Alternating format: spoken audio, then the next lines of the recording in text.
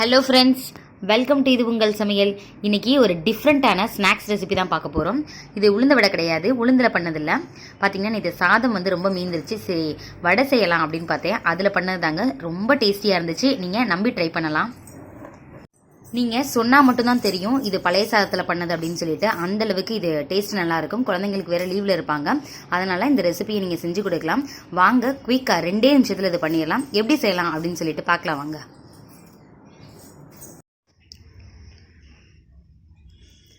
சாதத்தில் மிஞ்சும் நம்ம என்ன பண்ணுவோம், நைட்டு தண்ணி ஊற்றி வச்சுருவோம் இல்லையா. ஸோ தண்ணியை ஊற்றுனதுலேருந்து நல்லா பிழிஞ்சு இதை எடுத்தாச்சுங்க. பாருங்களேன், சப்போஸ் நீங்கள் குலைவாக வடிச்சிருந்தீங்க அப்படின்னா கையில் பிசைஞ்சாலே வந்துடும். நான் உதிரியாக இது பண்ணியிருக்கனால கையில் பிசைஞ்சால் அது நல்லா மசியாது. அதனால் மிக்ஸி ஜாரில் நல்லா நைஸாக அரைச்சிட்டு வந்துடுறேன்.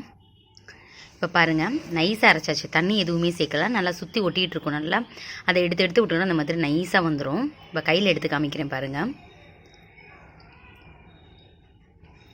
இந்த மாதிரி தயிர் சாதம்ல இப்படி ஒரு மாதிரி குழஞ்சா அப்படி இருக்கும், அந்த மாதிரி இருக்குங்க. இதில் 2 கிளாஸ் சாதம் இருந்தது. அதுக்கு அரை கப், நான் இதில் எடுக்கிறீங்களோ அதில் 2 கிளாஸ் சாதம், அரை கிளாஸ் பார்த்திங்கன்னா ரவை எடுத்தாச்சு. 1 கிளாஸ் பச்சரிசி மாவுங்க எடுத்துகிட்டு இதில் நம்ம தேவையான அளவு உப்பு சேர்த்துக்கோங்க. நீங்கள் சாதத்தில் சப்போஸ் உப்பு சேர்த்து வடிச்சிருந்தீங்க அப்படின்னா நீங்கள் அதை மட்டும் அவாய்ட் பண்ணிக்கோங்க. நான் இதில் சாதத்தில் உப்பு சேர்க்கலை, அதனால் நான் உப்பு சேர்த்துக்கிறேன். சேர்த்துட்டு நீங்கள் குழந்தைங்களுக்கு மட்டும் செய்கிறீங்க அப்படின்னு வச்சுக்கோங்களேன், இதில் மிளகுத்தூள் மட்டும் போட்டு கொடுக்கலாம். ஏன்னா சளி பிடிக்காது.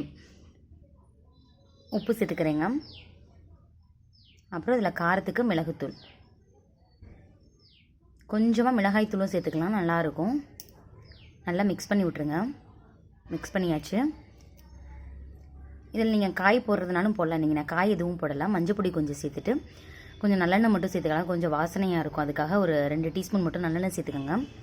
காய் சேர்த்துக்கிறீங்கன்னு வச்சுக்கோங்களேன், கேரட்டை துருவி சேர்த்துக்கோங்க. கட் பண்ணி போட்டால் வேகாது, துருவி சேர்த்துக்கோங்க. நான் இன்றைக்கி வெங்காயம் மட்டும் தான் சேர்க்க போகிறேன். மஞ்சள் பொடியும் சேர்த்தாச்சு.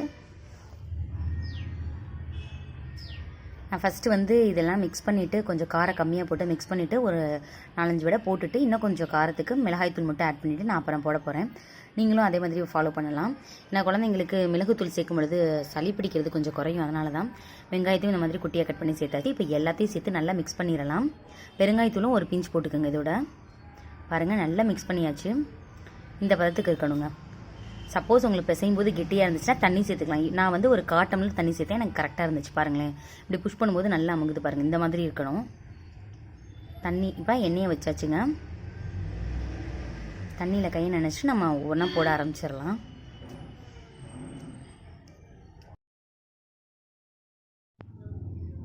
எண்ணெயும் நல்லா காஞ்சிருச்சு. இப்போ பாருங்கள், தண்ணியில் கையை நினச்சதுனால நல்லா ஒட்டாமல் வருது பாருங்கள். இந்த மாதிரி தட்டிட்டு நம்ம உளுந்த வடைக்கு பண்ணுவோம்ல, நடுவில் ஹோல் போடுவோம். அந்த மாதிரி போட்டுட்டு ஒன்று போட்டுருங்க.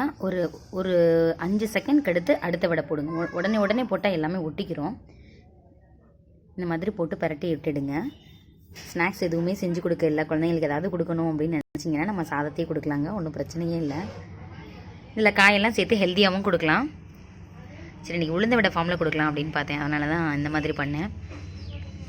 நல்லா கிறிஸ்பியாகவும் எடுத்துடலாம். நீங்கள் இதுக்கு லோ ஃப்ளேமில் வைக்கணும்னு அவசியம் இல்லை. ஏன்னா இது ஏற்கனவே குக்குடு ரைஸ் தான்.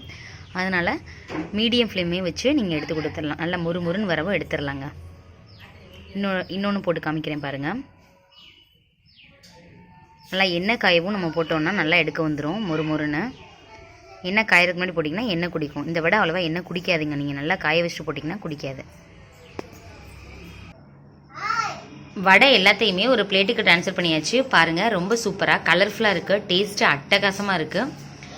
உள்ளே நல்லா சாஃப்டாக இருக்குது. ஆனியன் ஏற்கனவே கட் பண்ணி வச்சிட்டிங்கன்னு வச்சுக்கோங்களேன், இது செய்கிறதுக்கு ஒரு 2 நிமிஷம் தான் ஆகும். ஏன்னா எல்லாமே நம்ம கலந்து அப்படியே எண்ணெயில் மட்டும் தான் போட போகிறோம். ஸோ 2 நிமிஷத்தில் ரொம்ப ஈஸியாக பண்ணிடலாம். இதே மாதிரி நீங்கள் செஞ்சு பார்த்துட்டு எப்படி இருந்துச்சு அப்படின்னு சொல்லிட்டு எனக்கு கமெண்ட் பண்ணுங்கள்.